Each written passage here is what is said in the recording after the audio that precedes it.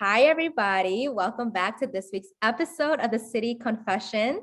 Today, we are joined by the lovely Alison Hall. She is a reporter for Inside Edition and also the anchor of Law and Crime.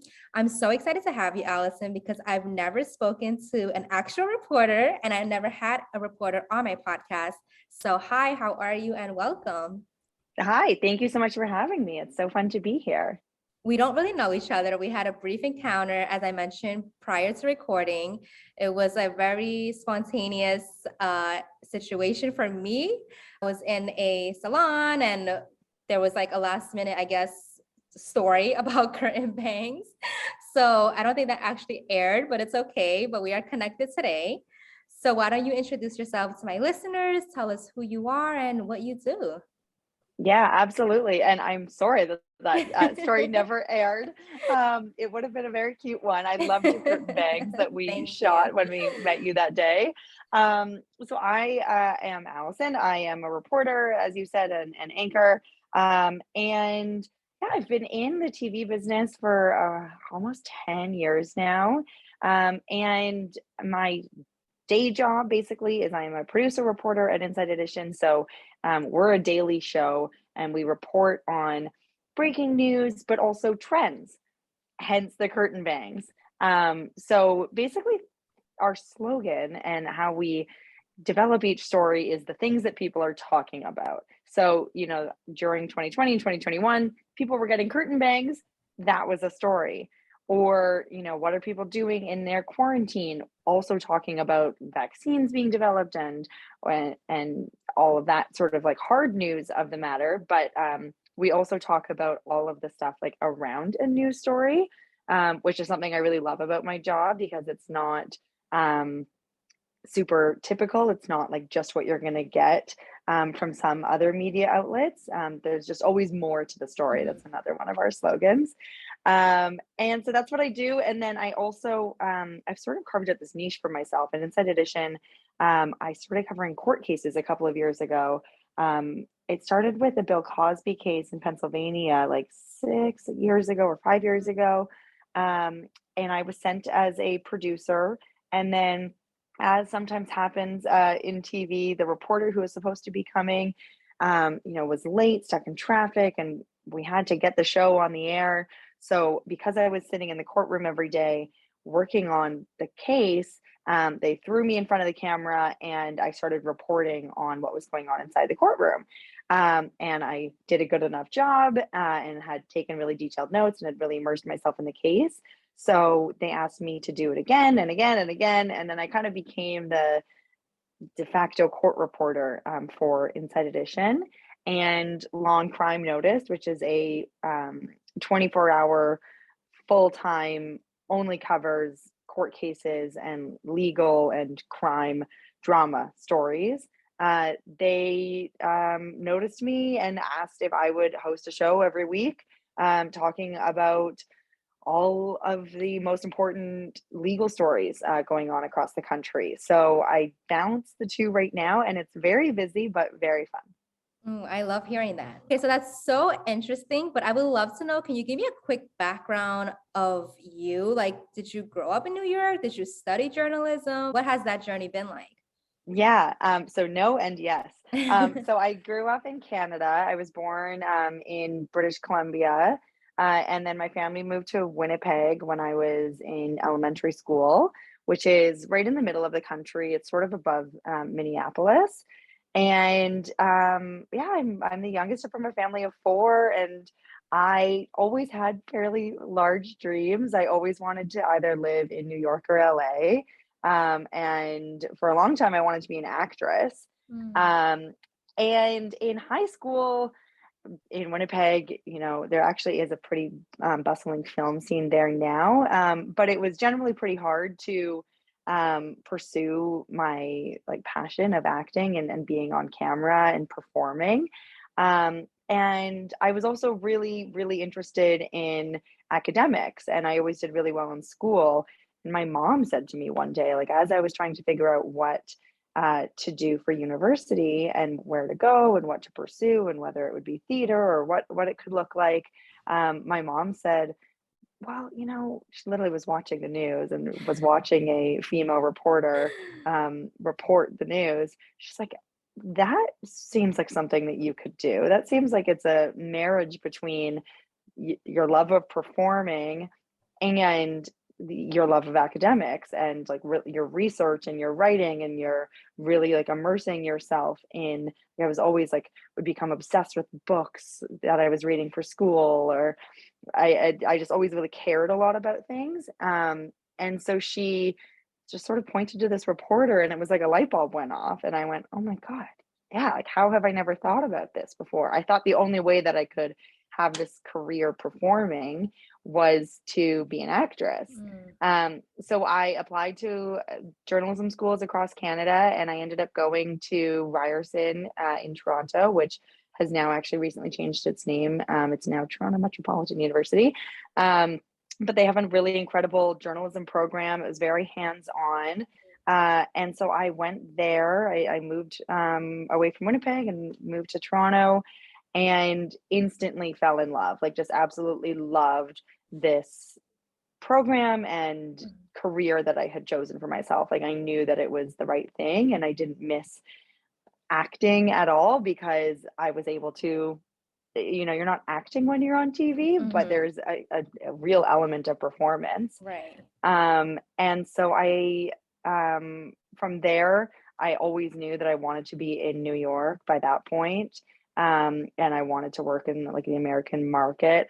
I grew up watching Oprah, obviously. Mm-hmm. But even Barbara Walters was an idol of mine. Like Mm-hmm. it's a miracle that I didn't think about being a journalist before my mom pointed it out, because literally I would be like a 10-year-old watching Barbara Walters specials. Mm-hmm. I was always so fascinated by um, her interviewing style. And so once I really honed in on wanting to be a journalist and wanting to get to New York, it was my dream to intern for her and to intern at ABC. So in university, I applied to a million internships in New York and was so lucky in getting one at ABC and at 2020 and directly with Barbara Walters. And so I worked there. I ended up actually working there for 2 semesters, one summer, and then I came back the following winter semester, and just loved it. Like I took a bus down overnight for my interview. And I think that's also one of the reasons I got the internship, because most of the interviews were virtual. And I was like, Toronto and New York are like 10 hours away from each Mm-hmm. other. And I didn't have enough money for a plane ticket, but they had said, oh, like, when can you set up a phone call with the person who's going to interview you? And I said, no, I'll be there in person. And they were like, no, no, Mm-hmm. no, a phone call's fine. And I was like, no, I will be there. And I took an overnight bus down and did an in-person interview and just really hit it off with like the intern coordinator. Um, and I just fell in love with the city. Like I always had a feeling that I was going to love it. But I remember that first day that I came down for my interview so vividly. I was only here for 24 hours. Like I didn't have enough money to stay here Mm-hmm. any longer. I had a random tiny hotel room in the middle of Midtown, and I like made a vow to myself that day, like even if I don't get this internship, I will live here. I will make this work. And then thankfully I got the internship, and it just set me on the path of basically being here ever since. Oh, I like kind of got goosebumps hearing your story, just because I feel like you just had this mindset of like, no isn't really an option. Even though you said, okay, even if I don't get this job, I'm going to be in New York City, but I feel like you were just laser focused on your career path and your goals. And I always feel like that's what New York is all about. Like not everybody can survive in the city, but it does attract a certain type of personality. So I'm just like so inspired by your story. And I actually wanted to be a journalist when I was younger too. But one thing that I didn't really like, and I would love to hear your input, is that do you find that you have to be somewhat detached with your emotions? Because that was like a really hard part for me. Like I'm super empathetic, I'm very like emotional. And I remember in school in Syracuse, we had to do like assignments. And I would always put kind of like my thoughts on it, right? And my teacher would always be like, you need to report just on the facts. And of course, we get it. Every news reporters should do that. But for me personally, it was just so hard. And I felt like my voice in a way was not being heard, which is why I knew that path wasn't for me. But how has that been for you with reporting? It's definitely a tough balance to strike, and it's all a part of the learning process. I think you just really, really need to believe in like the core values of journalism. And for me, it took going to an undergrad journalism program and really learning about the ins and outs and like the theory of journalism. It's going to sound so nerdy, but like the traditional sense of like the fifth estate, like what journalists are supposed to do is like hold people in power account and or accountable. And I really believe in that. And I think once you wrap your mind around that, you would never want to do anything that would make you seem anything but completely objective. And so sometimes it is hard. For me, it's mostly hard when there's a really difficult story, like reporting on a mass shooting or a tragedy of some sort. I find that a lot more difficult to keep my emotions in check. But at the end of the day, it's like sad to say in a way because you don't want to like suppress your emotions, but you do get used to it. And I've covered so much breaking news and so many different really hard stories. And at the beginning of my career, it was a really big learning curve. It would really affect me. But now I don't let it affect me as much. And I just focus on the positive aspects of it or something that I learned or some bit of humanity. And I feel really fortunate that I get to be exposed to these really extreme forms of humanity. Like, for example, when somebody goes through a tragedy and they're willing to talk to me about what they've been through with a family member that they've lost. I once covered a really horrible story upstate, and this family lost several members of their family. And it's the hardest part of my job, but you have to go often to these people's houses, knock on their door, and like hope that they'll talk to you to talk about their family members. And I always dread it because it's so sad. And like, it's just really, it's a hard thing to do. And this family opened the door, welcomed me in, asked if I wanted a cup of tea, were showing me pictures, were just like so touched to have an opportunity to share their loved one with me. And I learned so much from them. And I was so touched. Like, I'll never forget that family. And I try to focus on that, like rather than how difficult it is to cover the tragedy, which it is. I think about like this beautiful family who got to share what they went through. And that's sort of how I'm able to channel my empathy and my feelings like through a story like that. But it definitely is hard sometimes. Yeah, no, I bet. And I feel like that's one of the challenges of being a reporter. Is there another like misconception you think people have when they think of journalists?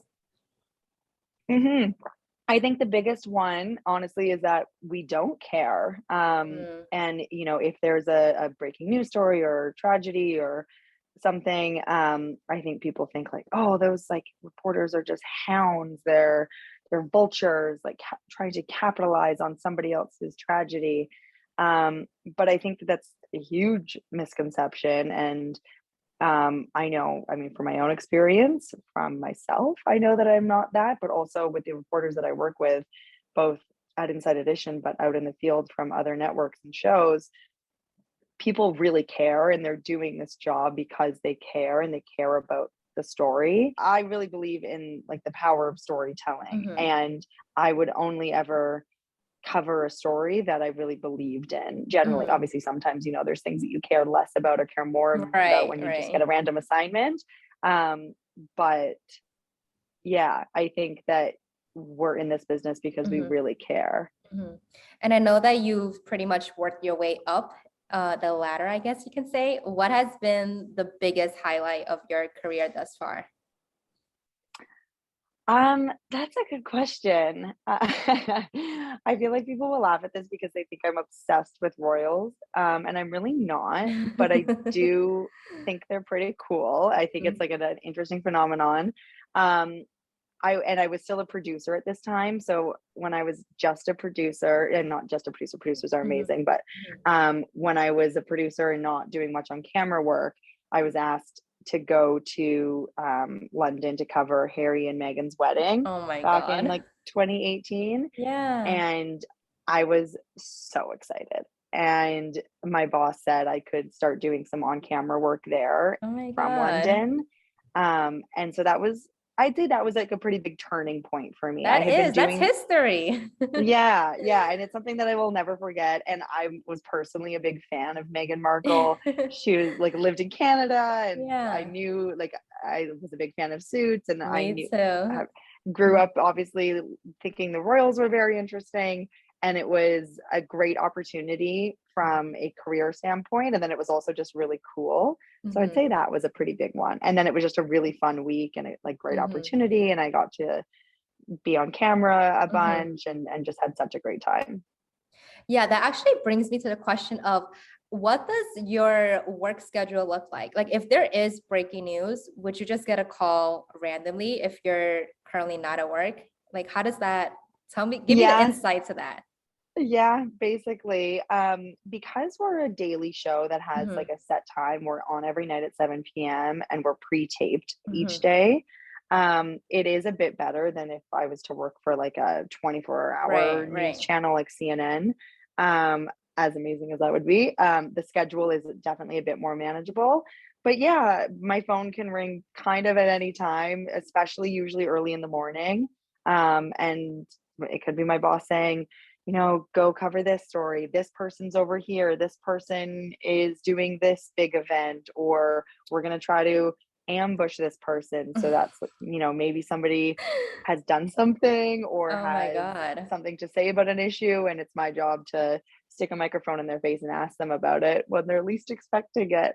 Um, so yeah, it can be like that. Mhm, Um, but it's not too bad. I like try to usually, I don't know, get workouts done. I do it really early in the morning because like post 7 a.m., usually my phone is ringing and I have to be at mm, work or I have to go on a shoot somewhere. And same thing with at night, like a million times I've had to cancel dinner reservations or plans mm, with friends or that kind of thing. Um, but it always sort of evens out. And I feel just really lucky to have the mhm. job that I do. And it's usually for something interesting or exciting that I Right. have to cancel a plan for. And So you ever get recognized?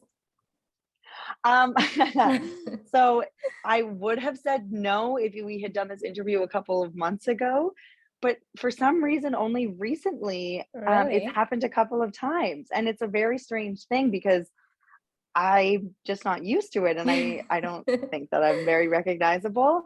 But a couple of times, people have come up to me on the street and say, "Hey, I watched you on Inside Edition," and or like it, they've actually said it, the couple times it's happened, right, Alison Hall, and I think like, oh my god, I don't know your name, like, and I feel like, Right. oh, I must know this person, Mm. and then I kind of like have this stunned look on my face, and then he followed up. This guy was like, "I watched you on Inside Edition," and I was like, "Oh." Great, like, it really caught me off guard, and then it happened, Yeah, like, a week later with a woman in a store, like, same kind of thing. So, yeah, that's it's so kind of weird, but funny. really Yeah. nice. Yeah. So I follow this girl on TikTok and she like has to wake up early at 4 a.m. and she does this like get ready with me. It's like the funniest thing.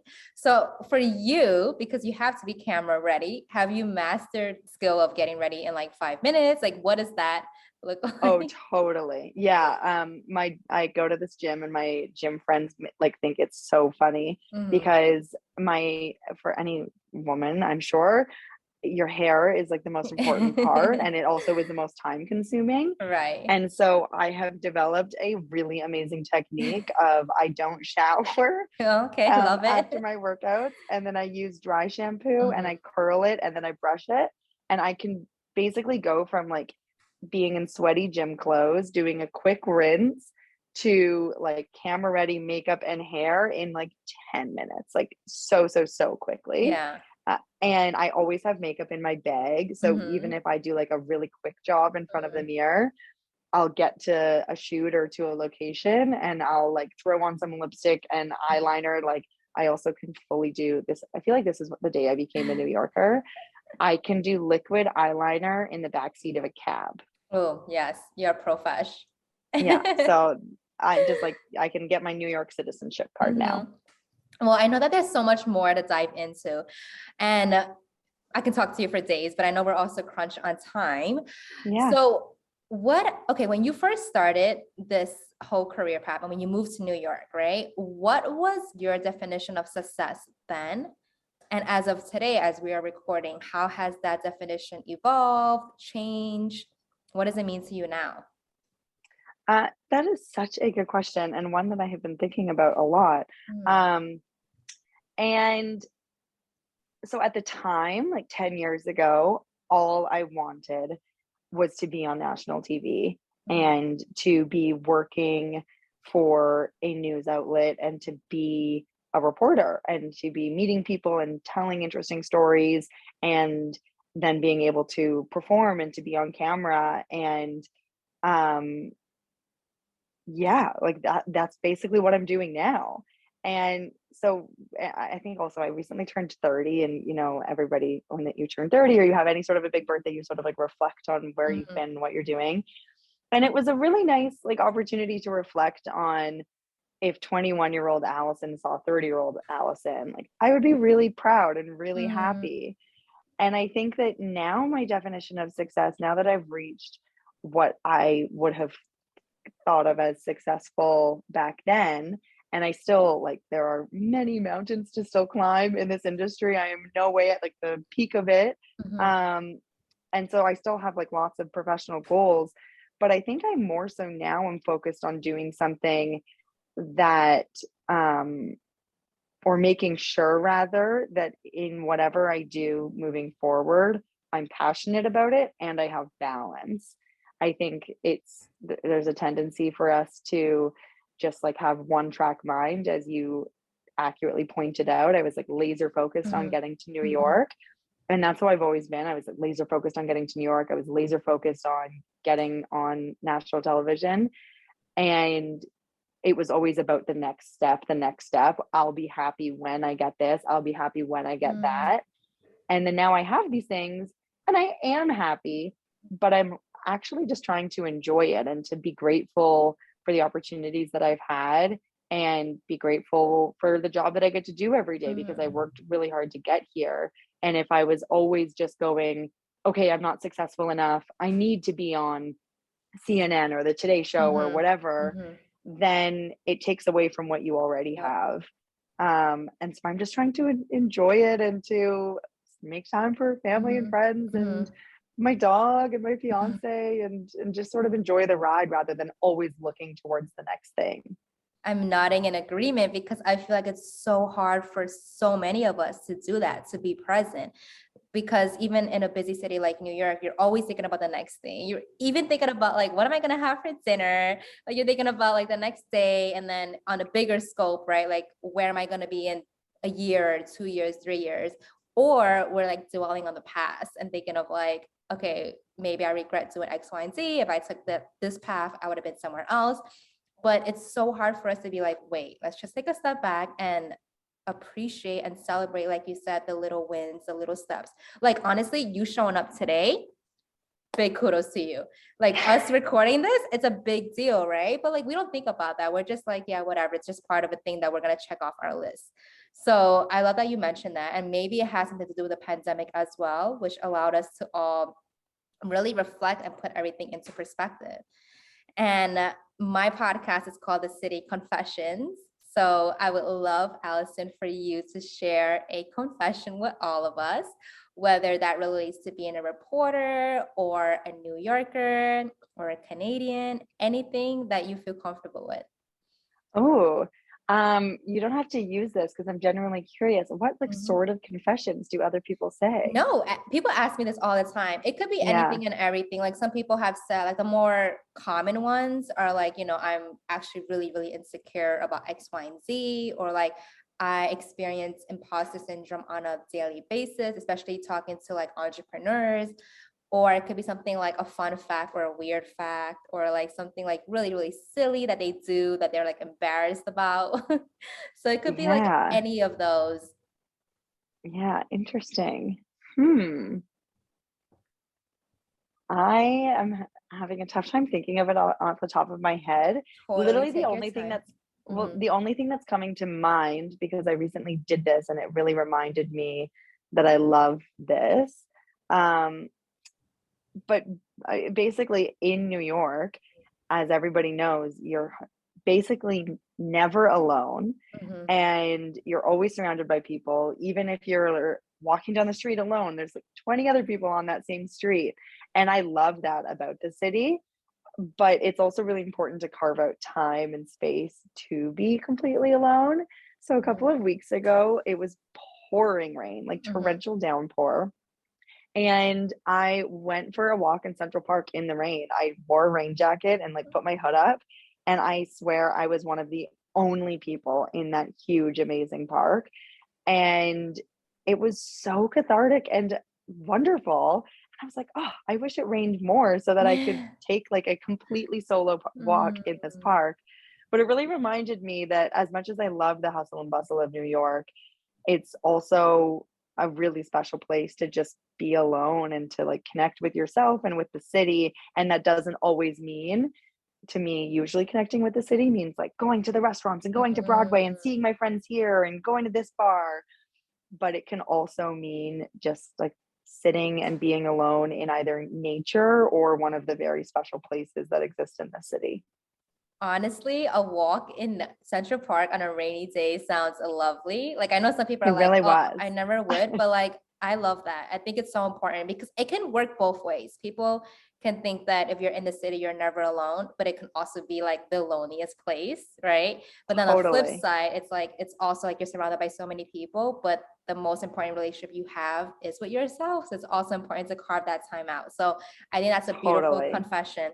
And then I end my podcast with a quick fire round of New York City questions. Ooh, Um, fun. so I have 5 quick questions. You can answer it with the first word or phrase that comes to your mind. So, what if you can describe New York City in one word? What would it be? Energetic. What's your favorite thing about New York? The people. Your least favorite thing? The rats. Me too. Your go-to like spot or restaurant? Fairfax. Okay, I haven't been there actually. Ugh. And if you can thank New York City for one thing, what would it be? Oh, it's given me everything. My life, literally my life. Mhm. I met my fiance here. I pursued my career here. All of my friends here. I found myself here. Like I would not have the life that I have at all without the city. Oh my God, I love that so much.